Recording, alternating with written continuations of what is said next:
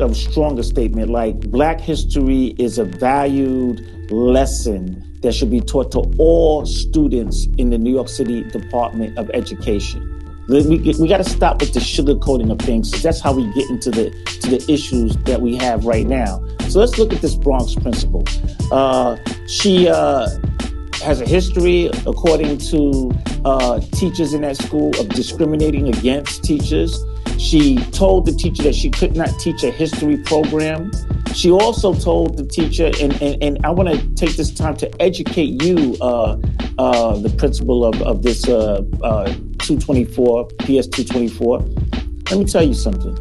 When you say that the teacher was supposed to be teaching an ELA assignment versus a history assignment, you're showing how uneducated you are. And it's scary that you're leading a school. And it's even more scary that you're leading a school that is 95% Black and Latino. So let me give you a little history lesson about ELA and about education. There's not one educational subject that doesn't have a historical context. So for example, this teacher was teaching about the Harlem Renaissance, which is all about literature, poetry, and what was happening in Harlem that gave rise to that literature and poetry. That is an ELA subject based in a historical concept. When you do research, if you're studying a theory, you have to know who the father of that theory is. So you do some history behind who founded the theory, what is the theory about, and then you get into the theory itself. So for you to make that comment shows that you are not qualified to lead our children. So I'm not even going to deal with the fact that this is outright racism. This is scary that you are in a position of leadership making statements like that. Well, I don't want to just leave you out there. We also have a Bronx teacher who had students get on the floor, white teacher, and she walked on their backs, Black students, to teach a lesson in slavery. That is the epitome of being tone deaf. You're just tone deaf. You don't get it, all right? You're literally taking a traumatic experience that people are still suffering from, okay, and you're repeating and reinforcing it in a modern day context.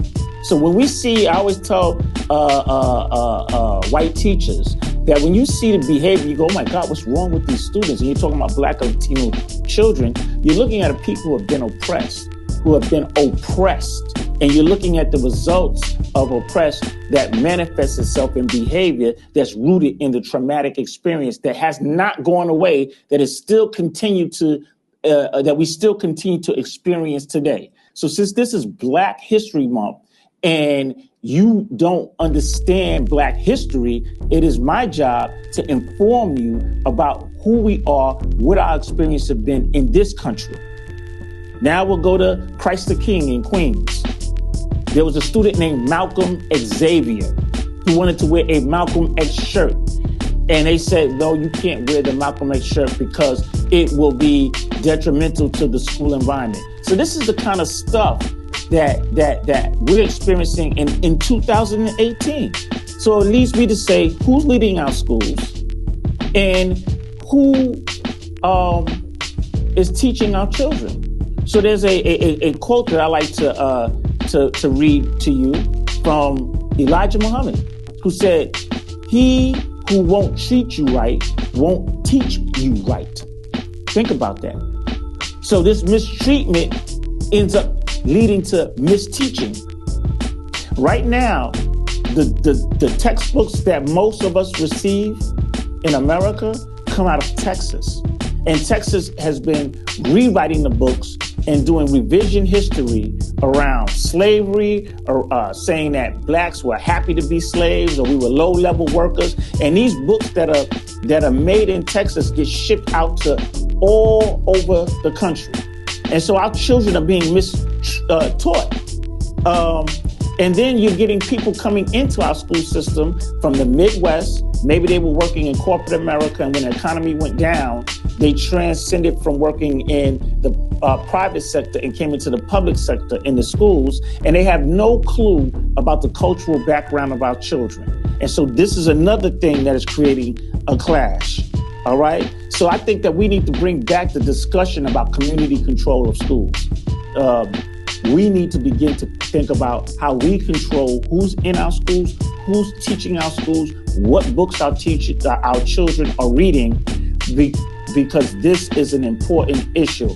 So that's my soapbox comment, KG. What do you think about that?